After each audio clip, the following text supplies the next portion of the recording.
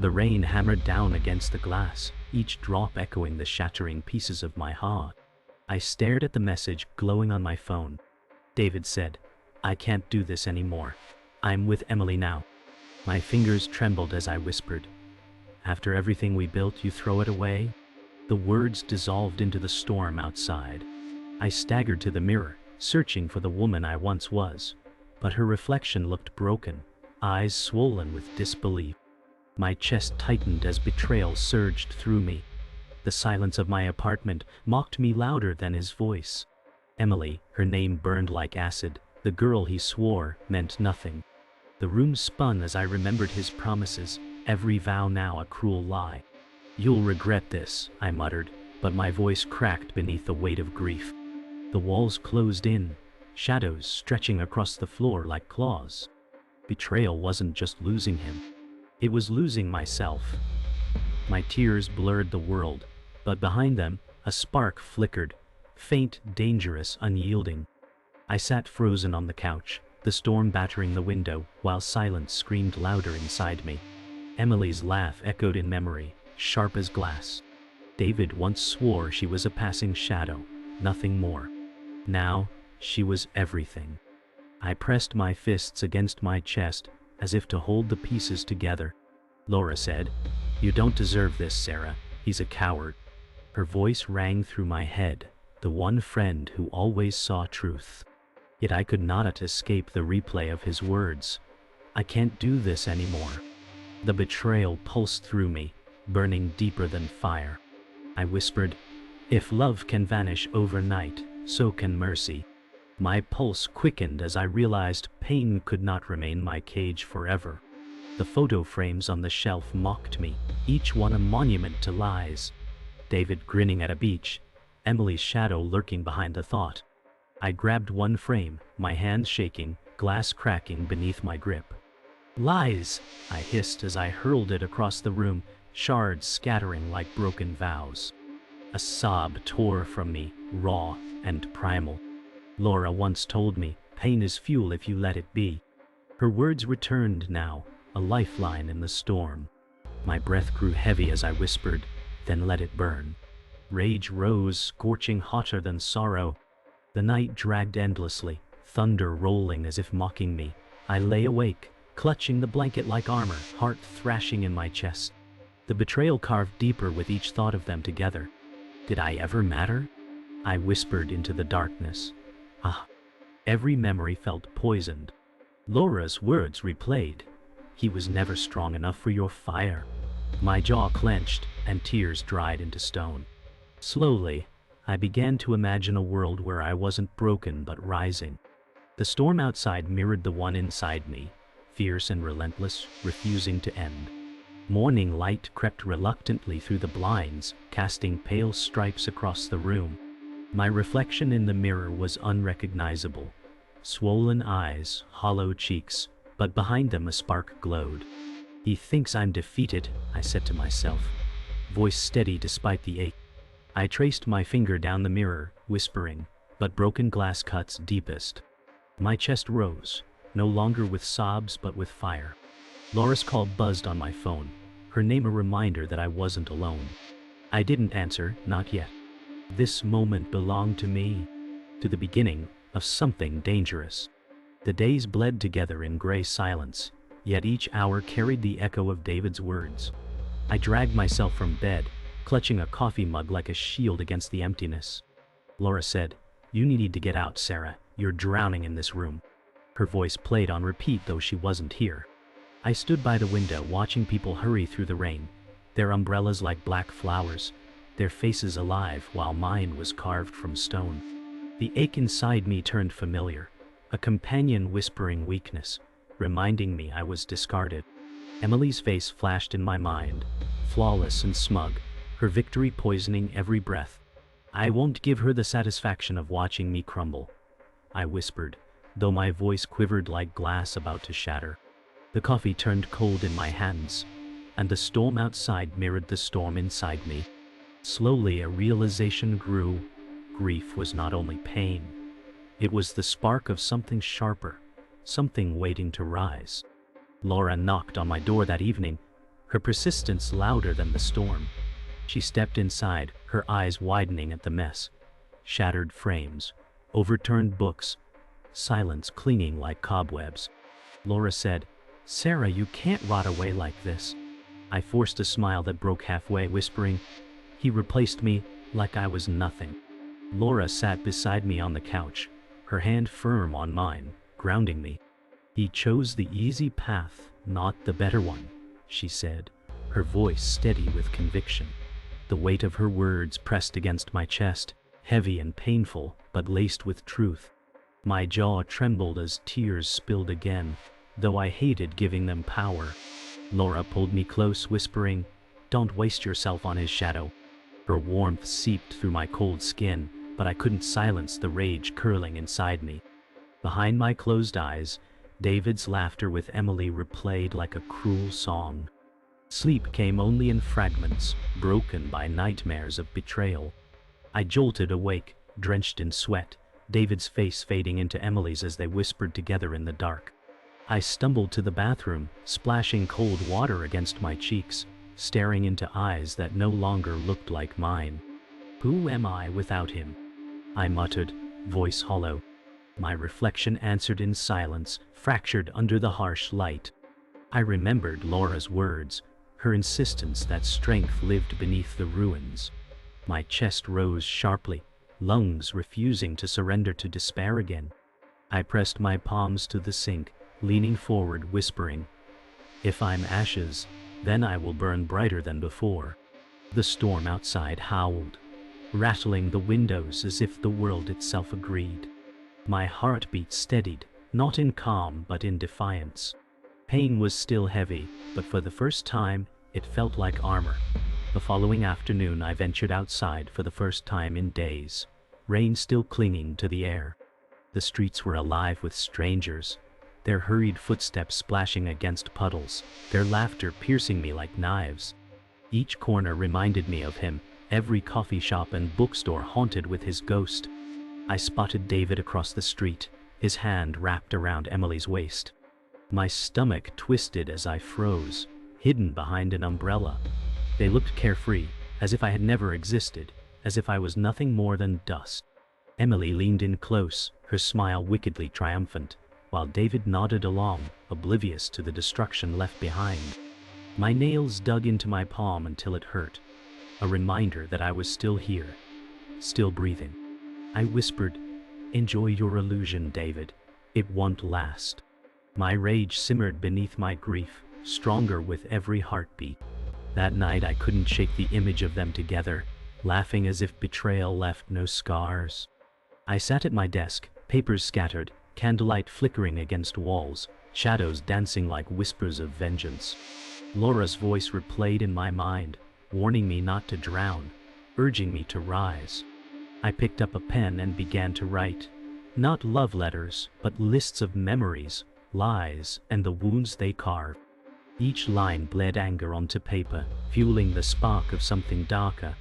I whispered, "If pain is the lesson, then revenge is the answer." My voice was steady now, sharp like a blade. The storm outside had finally broken, replaced with eerie stillness. But inside me, a storm had only just begun. My tears dried into resolve, and for the first time the future didn't feel like despair. It felt like fire waiting to ignite. Morning light spilled across the desk where my scattered papers lay, lists of wounds and betrayals etched in ink like scars on a page. My hand no longer trembled as I wrote, but pressed with deliberate force. Laura's words lingered, "Pain can be fuel." I whispered, "Then let it carry me." My reflection in the window no longer seemed fragile, but watchful, a woman beginning to rise. David's face appeared in my mind, smug and safe in his illusion, while Emily's laughter cut like a blade. I clenched my pen until it nearly snapped, whispering, "I will not remain their victim." Outside, the storm had passed, but inside, one brewed fiercer than ever. The silence of my apartment was no longer suffocating. It was planning space, a war room for a broken heart, sharpened into steel. I opened my laptop, the glow illuminating my face in the darkened room. My fingers hesitated before typing his name into the search bar. David's digital life unfolded on the screen. New photos smiling with Emily, smug captions dripping with false happiness. My stomach twisted, but I forced my eyes to remain steady. "Every post is a thread," I whispered, "and every thread unravels." I scribbled notes beside me, marking patterns, connections, and locations. His arrogance was his weakness, flaunting a life built on betrayal. Laura's warning echoed, "Don't lose yourself in this." Yet, the deeper I dug, the steadier I felt. Revenge wasn't chaos, it was control, and for the first time in weeks, I had it. Later that night, Laura called, her voice carrying concern. "Sarah, you're scaring me," she said. I pressed the phone to my ear, staring at the notes like sacred scripture. "I'm not broken anymore," I answered. Laura sighed, "But you're not healed either." I clenched my jaw, whispering, "Healing is overrated. Justice isn't." Silence hung heavy, broken only by my steady breath. I loved Laura, but she couldn't feel the fire consuming me, the drive that pushed back the hollow ache. Her voice softened. "Just promise me you won't destroy yourself too." I glanced at the candle flickering beside me, its flame wild but beautiful. "I can't promise that," I said, and ended the call. The next day, I left my apartment with a notebook tucked under my arm, rain-soaked streets glistening under weak sunlight. I traced David's patterns, the cafes he favored, the bookstore where we once laughed, now places tainted with her presence. Standing across the street, I watched as he entered, Emily by his side, her hand on his arm as if staking her claim. My pulse raced, but I forced my feet to stay rooted, unseen, observing. Every detail mattered. The time he arrived, the way he looked at her, the arrogance in his smile. "Knowledge is power," I whispered, scribbling in my notebook, my words blending with the rustle of turning pages. For the first time I wasn't drowning in memory, I was building a weapon. That night, I laid my notebook open across the desk, maps and photos scattered like puzzle pieces. The storm outside was gone, replaced by eerie stillness, but inside my chest, thunder rolled. I whispered, "Every lie leaves a trace, every betrayal leaves a map." My hands smoothed across the pages, connecting their movements, their routines, their weaknesses. For days I had been haunted by their laughter, but now I owned it, transforming it into the fuel for strategy. Laura's voice haunted me still, begging me to find peace, but I knew peace was only for the unbroken. My voice steadied as I muttered, "This isn't grief anymore. This is war." The candlelight flickered across my eyes, reflecting something new, not despair, but resolve. I sat in the library, the smell of old paper and ink wrapping around me like a cloak of secrecy. My laptop glowed with information that David never wanted me to see. Records, payments, connections, all carefully buried under false names. "So this is who you really are," I whispered, scrolling through the hidden transactions. My pulse quickened, not with sorrow but with vindication. He had secrets layered deeper than betrayal, things even Emily couldn't know. I jotted notes furiously in my notebook, each line another nail in his coffin. Laura's warnings lingered in my memory, but her voice faded beneath the roar of discovery. The truth wasn't only painful, it was powerful, a weapon waiting in my hands. "Your mask is cracking, David," I muttered, lips curling into the faintest smile. Later that night, I walked the rain-slicked streets, notebook tucked under my arm. Every corner whispered his name. Every shadow carried Emily's laughter. I passed the cafe and paused, staring through the glass. David sat inside, his hand brushing against Emily's, as if rehearsing devotion. Rage burned through me, but I stayed outside, unnoticed, an observer armed with secrets. "Keep smiling," I whispered, "because I know what you're hiding." My reflection in the glass looked back at me, no longer the broken woman, but the hunter studying her prey. Lightning flared overhead, flashing across his smug expression, and for the first time, I almost felt pity. Almost. The following morning I sat across from Mark, a friend of David's who owed him nothing but resentment. Mark leaned forward, whispering, "He isn't what he pretends to be." My chest tightened as he revealed more. Business deals forged in lies, debts hidden under Emily's nose.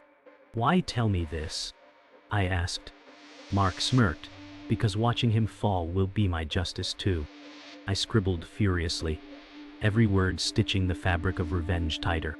His voice grew colder as he warned, "But he's not alone. He's got a man who handles his dirt." My brow furrowed as I asked, "Who?" Mark's smirk widened. "You'll know him when you see him. He's always close." That evening I walked home, Mark's words echoing like thunder. A figure followed me, his steps too steady, his shadow stretching longer with every streetlight I passed. My heart raced, but I forced myself not to run. At the corner I turned, catching his eyes. A man built like stone, early 30s, broad shoulders, sharp jaw, gaze cold and unflinching. He didn't speak, just stared as if warning me without words. "So you're the enforcer," I whispered under my breath. His presence was deliberate, his silence louder than any threat. The storm had passed, but this man was a storm in human form. I held my ground, refusing to look away, though my pulse thundered in my ears. Back inside my apartment, I slammed the door shut, leaning against it as my chest heaved. His face lingered in my mind, his silence more menacing than words. I poured whiskey into a glass, hands trembling but eyes fierce. "So, David has someone to clean his mess," I whispered. The amber liquid burned down my throat, fueling my fire rather than quenching it. I spread the papers across my desk, staring at the growing web of lies, names, and dates. My finger tapped Michael's name, scrawled hastily in the margins. He was no longer just a shadow, he was an obstacle. My voice steadied as I whispered, "Then I'll break him too." I sat with Laura in her apartment, the air thick with unsaid words. She stared at me, concern etched deep into her face. Laura said, "You've gone too far, Sarah. This obsession is consuming you." I shook my head, whispering, "It's not obsession, it's clarity." She sighed, rubbing her temples. "Revenge will not heal you." My voice sharpened. "It will remind him that I mattered." Laura's silence lingered too long, her eyes shadowed with something I couldn't name. My stomach twisted as I asked, "What aren't you telling me?" Her gaze flickered, haunted. The silence stretched, louder than any confession. Laura stood and walked to the window, her shoulders heavy as if weighed by secrets. She said quietly, "David wasn't the first man to betray me." My breath caught as she continued, "I once loved someone who destroyed me too. And I nearly destroyed myself chasing revenge." Her words shook the walls around us. I rose slowly, whispering, "And you kept this from me?" Laura turned, her eyes glistening. "Because I knew where this path leads, Sarah. It leaves nothing but ash." Anger flared, mixing with sorrow. "You judged me, but you've been me," I said, voice cracking.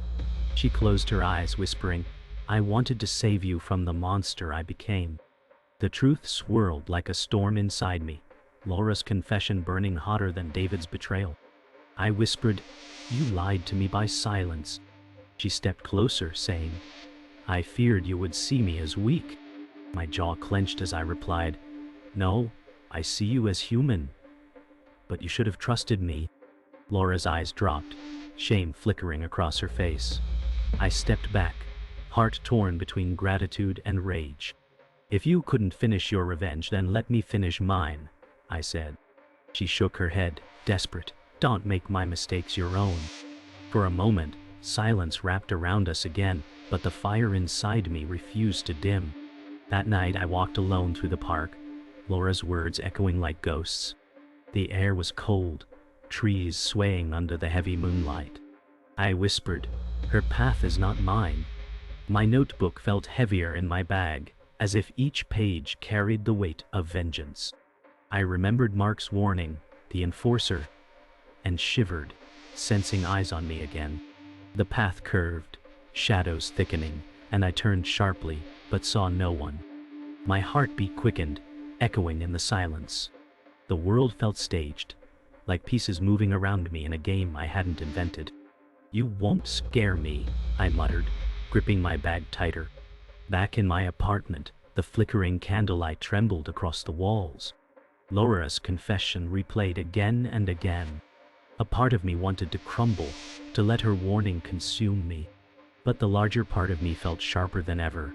"If revenge broke her, then I will master it," I whispered. I pinned photos and notes to the wall, stringing red lines between names, places, and secrets. The web grew, stretching like veins of anger across the plaster. My eyes locked on David's face in the center. "You will lose everything," I said, voice calm, certain. The fire was no longer a flicker. It was a blaze. The night was electric with storm clouds, the city glowing beneath flashes of lightning. I stood across the street from David's office, my notebook heavy with secrets that could ruin him. My chest rose with steady breaths, no longer trembling with grief, but sharpened with purpose. I whispered, "Tonight, the mask falls." The glass building loomed above me, sterile and powerful, just like him. For years, I believed he held the power. Now I saw him clearly, a man built on lies, one truth away from collapse. My feet carried me forward, each step louder in my mind than the thunder above. Inside, the office was cold, sterile, and humming with fluorescent lights. David turned from his desk, surprise flickering before arrogance replaced it. "Sarah," he said, voice smooth as ever. "You shouldn't be here." I stepped closer, dropping papers across his desk. Documents, secrets, his buried lies exposed. His eyes widened for a fraction before narrowing with venom. I whispered, "Everything you built is rotting beneath you." He smirked, leaning back in his chair. "You think you scare me?" I leaned closer, my voice low but sharp. "Not yet." The office door creaked, and Michael entered, his presence filling the room with silent threat. His tall frame loomed as he crossed his arms, eyes fixed on me like steel. David said calmly, "Meet Michael. He makes problems disappear." My heart pounded, but my face betrayed nothing. I turned to him, whispering, "And what happens when the problem learns to fight back?" Michael's jaw tightened, silence answering for him. David chuckled, smug and cruel. "Sarah, you've always been dramatic." My voice cut sharper. "And you've always underestimated me."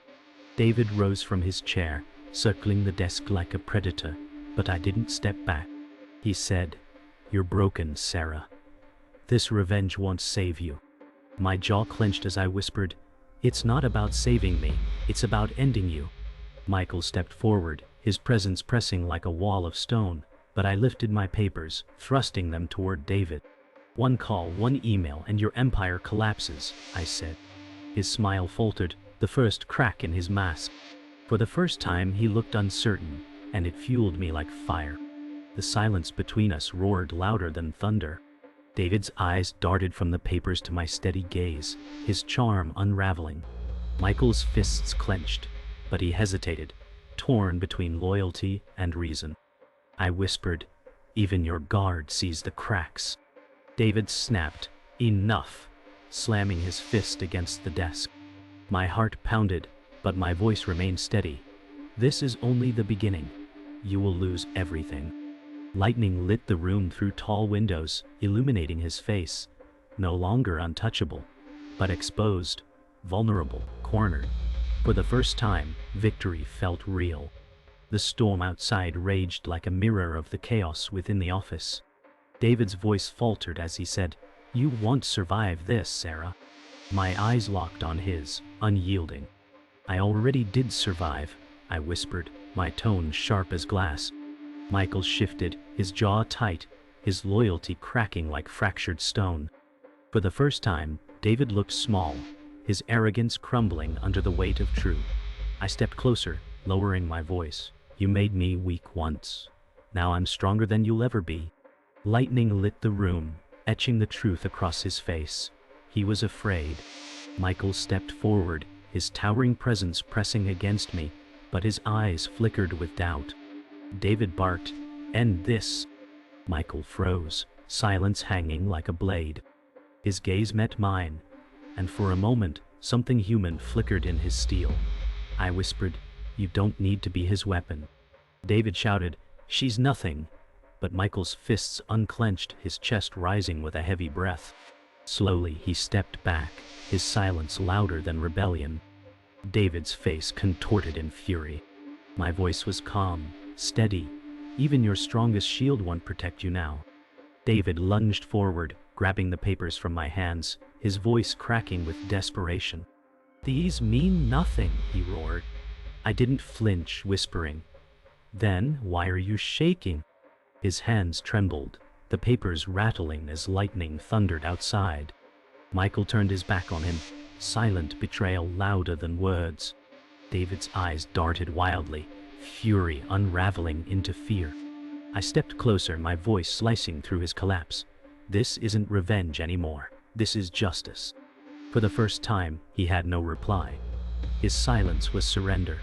The rain finally eased as I walked out of the building, the night air cold but freeing against my skin. My chest rose with steady breaths, each step echoing louder than thunder. Behind me, David's empire was crumbling, the weight of his lies now too heavy to hold. My voice whispered into the night, broken glass cuts deepest. The city lights shimmered across the wet pavement, no longer blinding, but guiding. I wasn't the shattered woman who once begged for love. I was something new, something sharper, forged in betrayal and fire. I stopped at the corner, rain dripping from my coat, city humming around me. For a moment, silence pressed heavy, but it wasn't despair. It was freedom. My reflection stared back from a rain puddle, not hollow, not broken, but alive. Laura's voice echoed softly in memory, "Don't destroy yourself." I whispered back, "I didn't." I became stronger. My lips curved into the faintest smile, a line of finality, a vow whispered only to the storm.